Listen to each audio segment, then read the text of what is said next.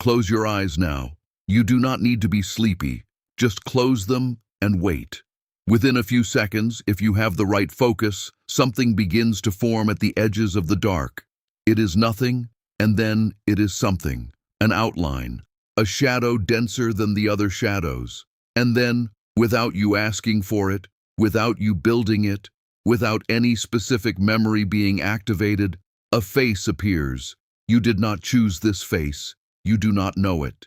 It does not smile. It does not speak. It does not threaten. It just exists, there, behind your closed eyes for perhaps 2 or 3 seconds before dissolving back into the darkness. Does this happen to you? Because it happens to millions of people. Every night. At the exact moment before falling asleep. And almost no one talks about it because they do not know what to say. Because the official explanation does not satisfy. Because there is a sensation that no neuroscience book has ever managed to name precisely. The sensation that that face saw you too. Science has a name for this. Hypnagogic hallucinations. The transitional state between wakefulness and sleep. The visual cortex firing without external input. Amplified pareidolia. Neural noise taking the most recognizable shape the human brain can process, which is a human face. The explanation is technically defensible. It is cited in peer-reviewed articles. And it is completely unsatisfactory for anyone who has actually gone through the experience. Because it does not explain the quality of presence. It does not explain why you felt you were being watched. It does not explain the face that never appeared in any dream, does not belong to any accessible memory, does not correspond to any known or imagined person, and yet felt completely real and completely aware that you were there. The Gospel of Philip has a different explanation, and it was deliberately destroyed 16 centuries ago. But before we dive into the text, we need to establish exactly what it is. Because the Gospel of Philip is not a popular spiritual self-help text. It is not a collection of inspirational quotes attributed to Jesus. It is a sophisticated philosophical document, likely written in the 2nd or 3rd century of the Common Era, part of a tradition of thought called Valentinian Gnosticism, named after the philosopher and theologian Valentinus of Alexandria, who lived from approximately 100 to 160 of the Common Era and was one of the most influential intellectuals in the Mediterranean world of his time. The text was discovered in December 1945 when an Egyptian peasant named Muhammad Ali al-Saman was digging near a limestone cliff called Jabal al-Tarif, less than 10 kilometers from the city of Nag Hammadi in Upper Egypt. He found a red clay jar sealed with bitumen. Inside it, 13 leather-bound books, what scholars call codices. In total, 46 different texts, preserved in desert conditions for approximately 1,600 years. The Gospel of Philip is catalogued in Codex II of the Nag Hammadi Library, now kept in the Coptic collection of the Coptic Museum in Cairo. The text is written in the Sahidic dialect of Coptic, the Christian Egyptian language descended from ancient Egyptian that incorporated Greek vocabulary, but the academic consensus, established by scholars like Hans Martin Schenke of the University of Berlin and Bentley Leighton of Yale, is that the Coptic text is a translation of a now-lost Greek original, 86 fragments, called logia, thoughts, aphorisms, philosophical arguments, descriptions of rituals. None of them numbered in the original manuscript. The numbering was added by modern scholars for ease of reference. And within these 86 fragments lies a system for understanding human perception that, once you understand its internal structure, changes the way you interpret what you see before falling asleep. This system begins with a distinction that Logian 67 establishes directly. Truth did not come into the world naked, it came in types and images. The world will not receive truth in any other way. 5 words carry the weight of an entire cosmology, types and images. In Greek, the word is typos. It is not a word of minor importance. In ancient Greek, typos literally means the mark left by an object when pressed against a surface, the impression a wax seal leaves on a letter, the trace a sculptor leaves on marble. Typos is the vestige of something real that passed through here. It is not reality itself. It is the mark that reality left behind. The material world, according to the Gospel of Philip, is a surface where true reality left marks, typos, without ever arriving completely. Everything you see, touch, feel in this world is not the thing itself. It is its vestige, the impression in the wax. And the faces you see in the dark before sleeping are no exception to this principle. They are the purest example of it.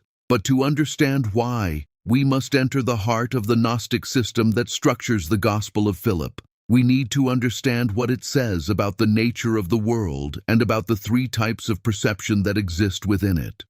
In the Valentinian Gnostic system, there are two fundamental realities.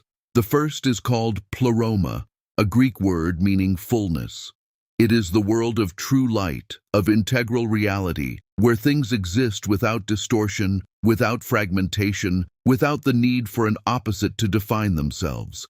The pleroma is not a physical place. It is a category of existence. Existing in the pleroma means existing completely, without loss, without a mask, without a filter. The second reality is called kanoma, a Greek word meaning emptiness. It is this world, the material world. The Gospel of Philip does not describe it as a place of evil, but as a place of structural incompleteness, a place where things exist as typos, as incomplete impressions of what is fully real in the pleroma. Now, within the kanoma, within this world of incomplete impressions, there are three categories of human beings, not of moral choice, of perceptual constitution. The first are the hylix. From the Greek hyle, meaning raw matter. The hylix are completely immersed in material reality. For them, the kanoma is all that exists, not because they are stupid or evil, because they literally lack the receptor to capture the signal. It is like asking someone who is colorblind to distinguish red from green. It is not a failure of effort, it is a failure of equipment. The second are the psychics. From the Greek psyche, soul. The psychics have genuine spiritual intuitions. They feel there is something beyond the material.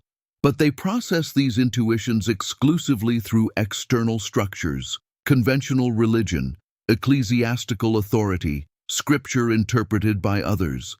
They need intermediaries. Direct experience destabilizes them because they lack an internal framework to anchor it. They are deeply religious in the institutional sense, but they are always one layer away from what they seek. The third are the pneumatics. From the Greek pneuma, spirit, breath, wind. The pneumatics possess within themselves what Valentinian Gnosticism calls the spark, a direct fragment of the light of the pleroma trapped inside the material envelope of the human body. This spark is not a spiritual achievement. It is not the result of practice or merit. It is a condition of birth, and it creates a type of perception that is not sharper in the conventional sense, not faster, not more precise in material terms, but tuned to a frequency that hylix perception simply cannot reach. The hylix do not see faces in the dark, or when they do, they immediately dismiss it as brain noise and sleep in peace. The psychics sometimes see them, get slightly disturbed, pray, and sleep. But the pneumatics do not just see them. They feel they have been seen. And this specific sensation, not the seeing but the being seen, is what neuroscience lacks the tools to explain, and what the Gospel of Philip describes as exactly expected. Because the pneumatic spark within you is not just a passive receptor. In the Valentinian system, it has a counterpart in the pleroma, what the Gnostics called syzygy, from the Greek pair, couple, that which has been joined. The pneumatic spark trapped in the material body has a complete counterpart in the pleroma, from which it was separated during the creation process of the material world. And in the threshold state between wakefulness and sleep, when the filter of the kanoma loosens, these two parts come close enough for perception to become two-dimensional. You perceive and are perceived at the same time, the face that looks back at you. Before we continue, I need to tell you something important, because what you are about to hear about the hypnagogic state, about what the Gospel of Philip calls the bridal chamber, and especially about what was deliberately removed from Western understanding regarding these states of perception, is compiled in a document built directly from the primary texts, not popular interpretations, not third-hand summaries. The logia themselves, with the conceptual apparatus that makes them understandable for those without decades of academic study. This document is called the Pneumatic Code. It is available as long as this video is online. The link is in the first pinned comment below this video. Click now and secure yours. There is an access word for those who arrive through this channel, pneuma. If you feel you were seen in that darkness before sleeping, you will understand why when you read what is in there. Now back to the Gospel of Philip, and back to the question of why it was destroyed. In 386 of the Common Era, Bishop Athanasius of Alexandria issued his 39th festal letter, listing the texts that constituted the Christian canon and issuing a direct order. All other texts were to be destroyed, not banned, not discarded, destroyed. The word he used in Greek was apokopai, to cut off, to extirpate, the same term used for surgical amputation. Why such a severe order? Bishop Athanasius had read the texts he wanted to destroy, and what they said was precisely what made destruction necessary, that certain human beings possess direct access to spiritual reality without institutional intermediation, without priests, without sacraments. The pneumatic spark has direct contact with the pleroma because it is part of the pleroma. For an institution built entirely on the need for intermediation, this argument was not just heretical, it was structurally corrosive. It is easier to extirpate a text than to answer the question it raises. Monks from the monastery of St. Pachomius sealed the texts in that clay jar and buried them under the limestone cliff. There they remained for over a millennium and a half, preserved by the desert, waiting, and they were found in 1945. The same year the first atomic bomb was detonated in New Mexico, the same year the world discovered that matter can be converted into pure energy. The Gnostics would certainly find this coincidence loaded with meaning. What was in these texts that justified destruction instead of a ban? The idea that the creator God of the Old Testament was a demiurge, a lesser craftsman who created the material world from a fragment of light he did not understand. The idea that Jesus did not die to atone for sins, but to demonstrate the pneumatic nature. And the idea that pneumatics do not need to learn the truth. They recognize it. This is the distinction that Logian 91 makes explicit. You saw the Spirit, you became Spirit. You saw Christ, you became Christ. Therefore, in this world you see everything except yourself. But in the other place you see yourself. In this world you see everything except yourself. In the entire Kanoma, with all its perceptual richness, there is only one thing you cannot see, your own pneumatic spark. Not because it is not there, because the archontic system was built specifically to make it invisible to itself. A mirror that reflects everything except the one who is looking, and the archons are precisely the mechanism of this invisibility. The archons, from the Greek archon, ruler, are, in the Gnostic system, the forces that keep the Kanoma running. They are not demons, they are structures, organizing principles of the material world. The Apocryphon of John describes 7 primary archons, each ruling an aspect of material experience: visual perception, memory, sleep, time, causality, language, emotion. The archon that rules sleep has a specific function: to ensure that consciousness in a transitional state does not access perceptions from the pleroma. During deep sleep, the pneumatic spark is completely silenced. The body repairs itself. The brain consolidates memories of the Kanoma. The system works perfectly, but in the hypnagogic state, the transition between wakefulness and deep sleep, there is a window. Waking consciousness, with its complete archontic filter, has already begun to dissolve. Deep sleep has not yet arrived, and in this window, archontic control is reduced. The Gospel of Philip does not use the word window, but Logian 82 uses a functionally equivalent image. The angels fear him who dwells in the bridal chamber. They cannot see him, but they can feel the warmth of his flame through the walls. The angels here are the archons. They cannot see the pneumatic soul when it is in the bridal chamber. They can only feel its presence indirectly. Like the heat of a fire you cannot see because it is behind a wall. In the hypnagogic window, the pneumatic soul is closer to the bridal chamber than at any other time of the day, close enough for the archontic filter to be partially suspended. And in this state, the pleroma leaves impressions, typos, faces. Now we must enter into something that most analyses of the Gospel of Philip, both academic and popular, systematically avoid. What exactly the bridal chamber is as an experience, not as a metaphor. Logan 76 says, "He who has not received the bridal chamber will receive the light as a temporary gift, but he who has received it in fullness, the flame burns internally and does not go out because the fuel is internal." The bridal chamber is not, as early Christian interpreters tried to argue, a metaphor for physical marriage or for the institutional relationship between the soul and the church. Elaine Pagels of Princeton established that the bridal chamber represents the experiential reunification of the pneumatic spark with its counterpart in the pleroma, the syzygy, the moment of complete recognition, who you really are, where you came from, and where you return.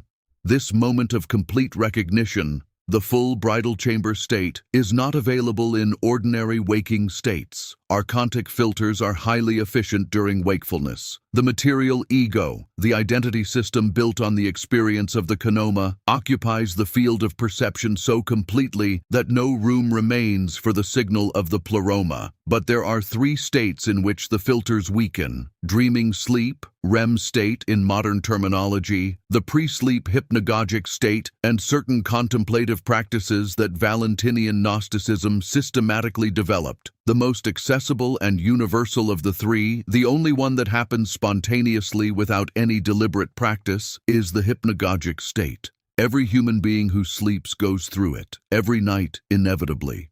The difference between the pneumatics and the others lies in what happens in this window. If what you just heard not only makes sense intellectually, but resonates in a way that you feel before you can articulate why, there is a reason for that. The pneumatics do not learn the Gnostic system the way one learns history or biology, by accumulating external information. They recognize it, like someone remembering something they had forgotten, like someone finding the exact word for an experience they always had but could never name. The pneumatic code was built for exactly this recognition, not to teach gnosis as intellectual content, but to activate what is already present, to provide language for what you have already experienced without tools to interpret it.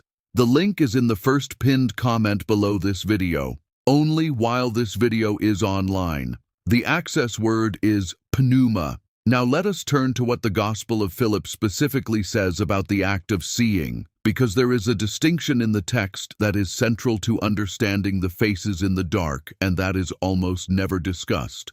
The text uses three different terms for three types of vision. The first is blei, in Coptic, to see with physical eyes. Helic vision, the vision of the kenoma, the vision that registers the material world. The second is nau, to see with awareness, to perceive with intention. Psychic vision, which implies an active subject perceiving an object. And the third, the rarest, which appears only in specific contexts linked to the bridal chamber, is a verbal form that has no direct translation into modern languages and which scholars usually translate as to recognize from within.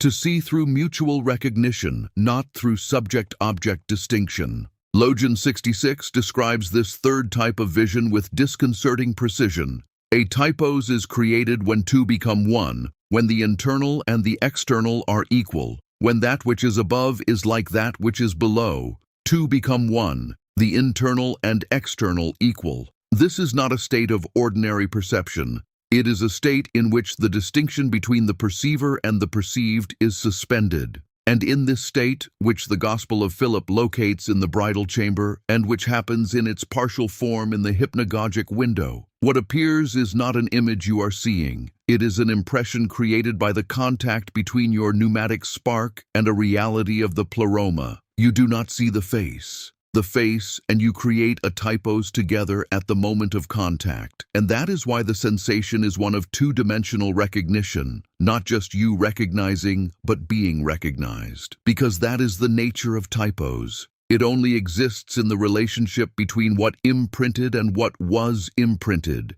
It is not an image in a mirror, it is the mark in the wax. There is a phenomenon that researchers of hypnagogic states have documented repeatedly and which the neural noise explanation cannot comfortably accommodate. Researcher Andreas Mavromatis of Brunel University in London compiled over 300 detailed accounts of hypnagogic experiences and identified a pattern in a specific subcategory of participants, a subcategory Mavromatis did not name pneumatics, evidently, but which functionally corresponds to the Gnostic description. These participants describe hypnagogic faces with three consistent characteristics: a quality of independent intelligence, the sensation that the face is aware of being seen, a complete absence of correspondence with known faces, not a distorted memory, but a face with no reference in the accessible archive of experience, and what Mavromatis calls a disproportionate intensity of presence, the feeling that that face, for 2 or 3 seconds, is more real than anything in the room. More real than anything in the room. Conventional neuroscience treats this as a perceptual distortion, the threat assessment system slightly out of calibration during the transition to sleep. The Gospel of Philip suggests another interpretation, that the ordinary reality of the room, the reality of the konoma, of the world of incomplete typos, is what is less real. And in the hypnagogic state, with the filter partially suspended, the relative scale of reality momentarily inverts. The face does not seem more real because you are hallucinating. It seems more real because for 2 or 3 seconds, you are perceiving with a part of yourself that is calibrated for the complete reality of the pleroma, not for the partial reality of the konoma, and then the filter reassembles, deep sleep arrives, the archons resume control, and the face disappears. Logion 26 of the Gospel of Philip contains a precise statement about the structure of the konoma. Light and darkness, life and death, right and left are sisters to one another. It is inseparable to separate one from the other. Therefore the good are not good, the evil are not evil, life is not life, death is not death. This is not moral relativism. It is a structural description of the konoma. Within this world, everything exists in pairs of contraries that depend on each other for definition. Wakefulness and sleep, visible and invisible, real and unreal. But in the pleroma, in integral reality, there are no contraries. Things simply are, completely, without needing an opposite to define themselves. The light of the pleroma does not exist in contrast with darkness of the pleroma. In the pleroma, there is no darkness to serve as contrast. Life in the pleroma is not defined in opposition to death. It is simply life, without limit, without a negative counterpart. And here is what this implies for the face you see in the dark. A reality of the pleroma cannot enter completely into a system that only processes pairs of contraries. It has no negative counterpart. It lacks the opposite that the konoma system needs to recognize it as real. So it does not enter. It leaves an impression, a typos, a mark in the wax. The face you see is not the thing itself. It is the maximum representation that a reality without an opposite can achieve within a system that requires opposites to function. And when the archontic filter reassembles, when the konoma system resumes its complete control over perception, this impression disappears, not because it was not real, but because the system that just resumed control has no room for it. The archontic system is not evil in a personal sense. It is a system for maintaining the coherence of the konoma. And a typos of the pleroma inside the konoma is, from the system's point of view, a failure of coherence. Something that deep sleep, with its complete archontic efficiency, will take care of erasing from available perception. But the memory of the presence remains. You do not remember the face, but you remember there was a face. You remember the quality of those 2 or 3 seconds.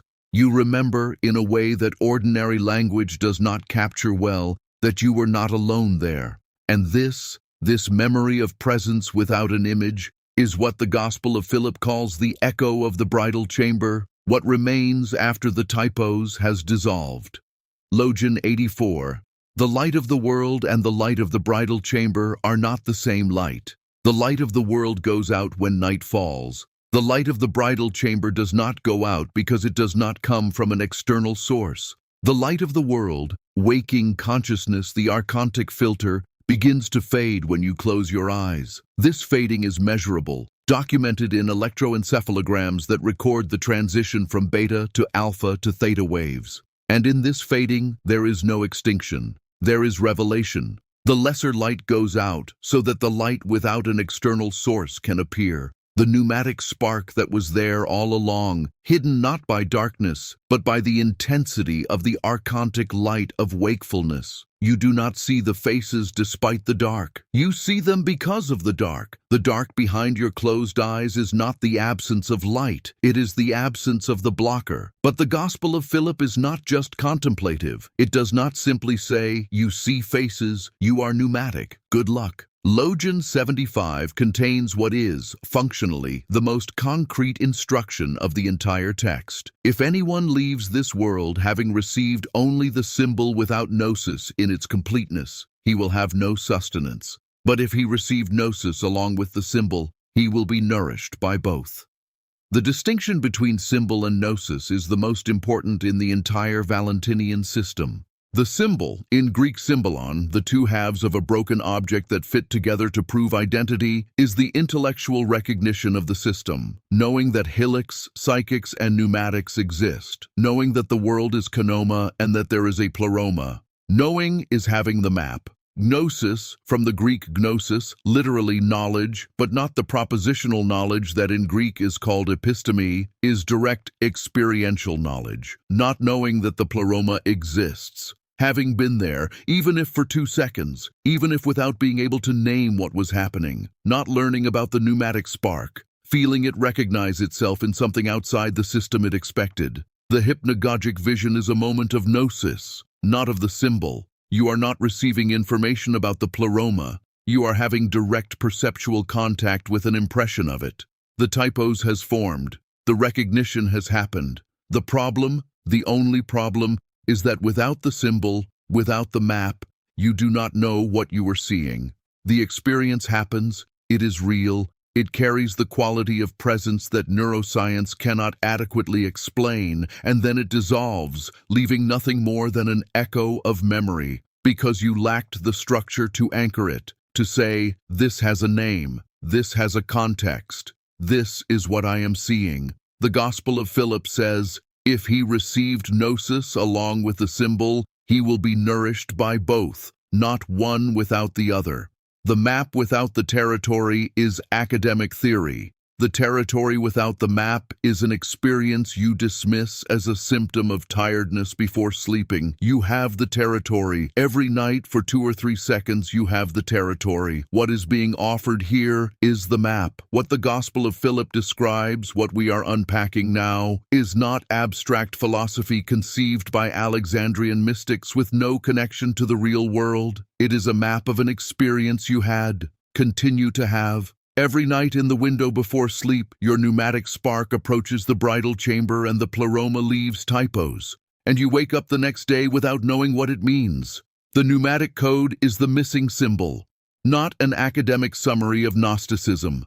The complete system, taken directly from the Logia, structured to be utilized, not studied but utilized, by anyone who has the spark to recognize it.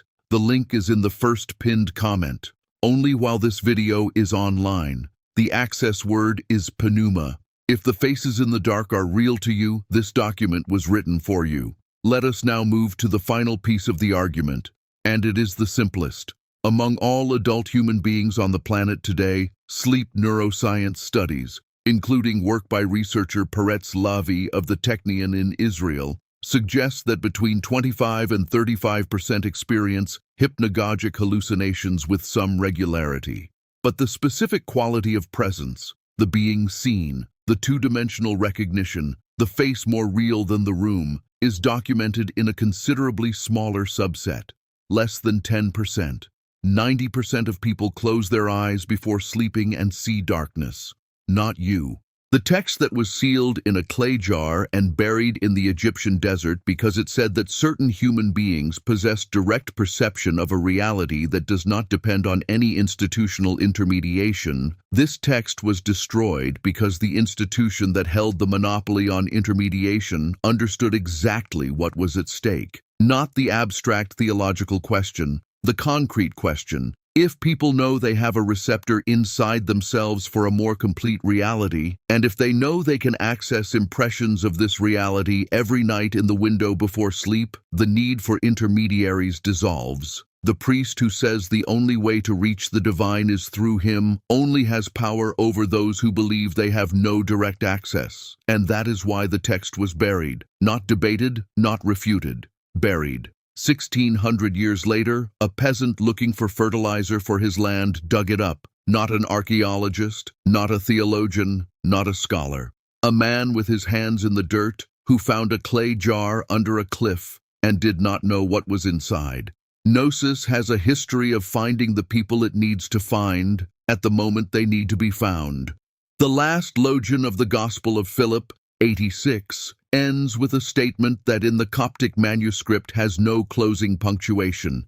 It simply goes on, as if the sentence were still in progress, as if the scribe had stopped in the middle of a thought that has no end. Blessed is he who exists before he came into being, for he who exists was and will be. He who exists was and will be, not as a promise, not as a consolation, as a technical description of the nature of the pneumatic spark. It does not begin when the body is born and does not end when the body dies. It simply is within the pleroma, passing through the kinoma like light passing through a window, leaving typos, receiving typos, without ever being completely captured by the system that attempts to filter it. And in the moment before you sleep, when the archontic filter loosens and the dark behind your closed eyes stops being the absence of light and begins to be the absence of the blocker, what you see is not what your brain manufactures in the absence of external stimulus. It is what has always been there, waiting for the right window, waiting to be recognized.